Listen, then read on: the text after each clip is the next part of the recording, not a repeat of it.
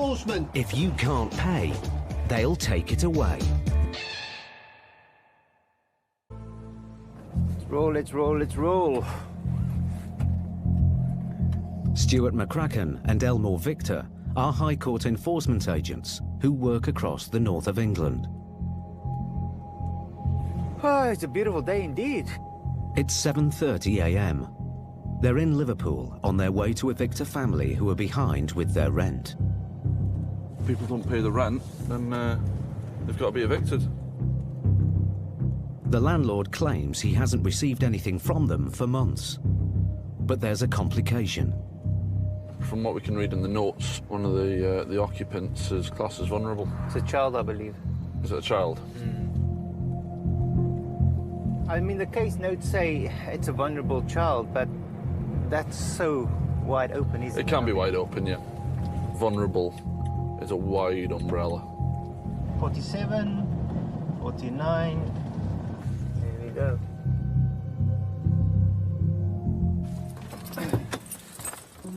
The landlord's son is there to meet them. We believe there's a vulnerable child. Yes. Well, what do you know the more history about that? He's on a ventilator. Right. So he has a pipe, he's got a mobile machine, he's got oxygen. Yeah. All day he said he can move, he can travel, he's Okay. good to go. Right. But they're playing the game, he can't move, he's too disabled to do it, and that's why they're not getting out. We'll give it a knock and see if they're open first. If Okay, take the padlock off the side key. Right, okay. What's the names? Powell, Mark. Although Stuart and Victor know there is a seriously ill child inside the house, the writ gives them no choice but to evict the family immediately. Oh, here we go. Can you come to the door, please? The agents are met by a member of an overnight care team. There's a baby on a ventilator here. I need to put that child in a place of safety. Can you please give me an hour? We can do that. That's who no are problem. you, by the way? We're High Court enforcement agents. We're here now to take over the property. Right, okay, we've got a right of understand that. possession for the property. You're not going to throw them in the street? Yeah, that's we don't throw anyone out on the street. But what we're here to do today is take possession of the property. So we'll be changing locks and they will be evicted today. But you're going to give us an hour or so? Of course we will. Yeah, of course. Do you want me to come in and talk, Mr. Bell? Please don't enter this. No. No, don't. The reason why we've stepped out is simply because it is a bit of a shock. So they want to get things arranged and get things sorted, which I understand. I mean, you know, we're all human at the end of the day. We've all got families. We've got our job to do today, but this is a special case. A few minutes later, the care worker's shift ends and she leaves the house. It's on a ventilator, on life support. Yeah. Well, I understand that, but... But what? It's a delicate situation. Stuart wants to explain the process carefully to the family.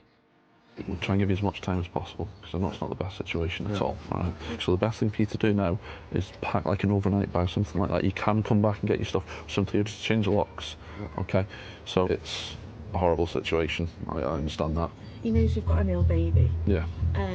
He knows the situation, he knows we're waiting on the house. Yeah. He was just pissed off because we couldn't get out by the time he wanted us to. There's nothing I can do. What if we decide that we can't go? In the nicest possible way, you will be leaving today. Okay. It was a very difficult situation for me to deal with.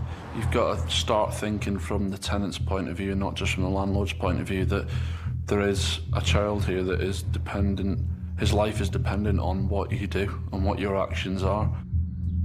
An hour after they first arrived, the agents go back to the house. Oh yeah, you're all right. Are we able to come in? Do you have to? We're sorting stuff out. We would have to come in. Like I said, we're not going to be intruding, we're simply just going to come in and have a chat, that's all. Once inside, the agents have legal possession of the house. But they're in for a shock. Oh yeah, you're all right, just pass us on. So yeah, we're just part of the on-site team that manage Riley's care. Yeah. Sorry mate, keep out your way, it's all right. Riley is nearly 2 and needs round-the-clock medical care.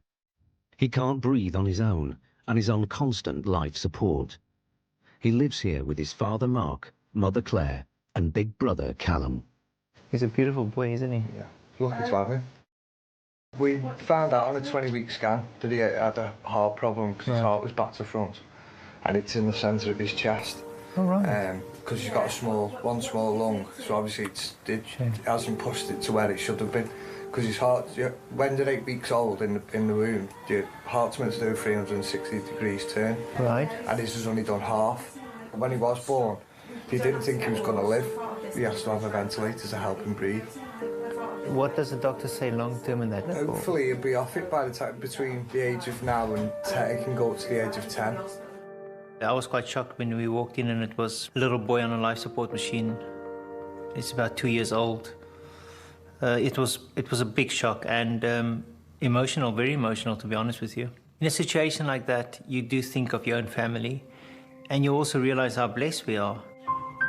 Despite Riley's condition, legally, the agents must carry out the eviction today. It's a writ of possession for this property for today. Because they need this documentation to take it down to the Housing Association, because they will need to go in some kind of emergency accommodation. But rehousing a little boy like Riley isn't going to be easy.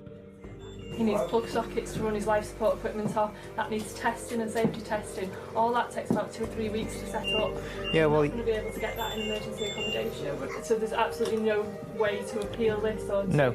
Not from a high court level. Riley spent the first 16 months of his life in hospital and only came home 6 months ago. Mark stopped work to look after him and fell behind with the rent. You have to change all his tapes, change his tubing, medications every so many hours. That is our job. It's our job. He's our life. You can't have a job, basically. He is our job. You can't leave him because if that pipe comes off, it's life-threatening. These circumstances are unlike any Stuart has ever faced. We're here to take the property back, but our main concern is the moment. Forget about the house. Main priority is getting the little lad sorted. We're all human at the end of the day. What's all the time? We've got a time limit to be out. Pack a bag. You've got 7 clear days from today to come back for the rest of your belongings. The family are now homeless. Riley needs life-saving equipment and round-the-clock care. But the family don't know where they'll be sleeping tonight.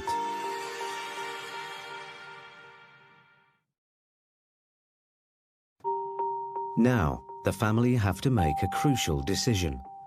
As there is little hope of finding emergency accommodation suitable for Riley's life-saving equipment, they have no choice but to admit him back into Alder Hey Hospital. We have to wait for an ambulance to take him into hospital because we can't go anywhere else with him. He can't go anywhere else apart from back in hospital, but that could set him back. He can stay at home. He doesn't have to go into hospital, but now he has to go into hospital, which is wrong. But moving Riley into hospital means that his brother Callum has to stay somewhere else. And it split the family up because we've got one child living somewhere else and we've got another child put back in hospital. And we've got nowhere to go. It's the landlord. The landlord has pushed it through to the High Court and what we've turned up to this address, you see. So it's only when you actually get in behind that door, speak to the parents and actually see it for yourself, you might think, oh. The family knew they would have to move. They were waiting for the council to finish adapting a house suitable for Riley's needs. The house will be ready in 2 days' time, but their landlord wanted them out today. See what I mean? Yeah. See how close he knew that we were. Yeah. And he still had to put us through this. Yep. The agents have no control over when the High Court writs are issued. But just 48 hours could have prevented Riley from having to go back to the hospital and the family being separated. The landlord knew this. He knew we were waiting on the property. It's just not fair. That someone can actually do that to you, knowing the circumstances that we are going through. I think it's disgusting. I don't know how they're going to sleep at night. You can't meet a little lad like that and not be affected in any way. He hasn't stopped smiling since we've walked in. He's been bouncing, dancing along to his TV. It's now 2 o'clock and Riley's ambulance arrives. However, his care team have to make sure they take all of his medication and life-saving equipment, as the locks will be changed as soon as they leave.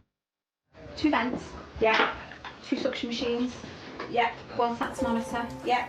One handheld SATS monitor. In the bag. Okay. Meds. All his meds are in the bag, in the thing. What happens now then? You just need to arrange with us, and we can arrange with the landlord when you need to come back and collect the rest of your things. All your stuff will be safe and secure, okay? I'm sorry, baby. Good job you don't know. 6 hours after they first arrived, the eviction is complete. For Vic and Stuart, it has been the most difficult they have ever carried out. You drive down each street and you don't really see anyone in their houses or anything like that. You don't really know people's stories or people's lives, but they're on it 24 hours a day, 7 days a week, and their lives are completely turned upside down. The good news is that he will eventually become off that life support. It's just at this age, because he's so young, he needs the machine to basically force his lungs to make it stronger, really. So 5 years from now, he might be running around with his brother and his mates outside the property, and that's great. You know, that is really good news. And so hopefully one day that family will have a normal life again.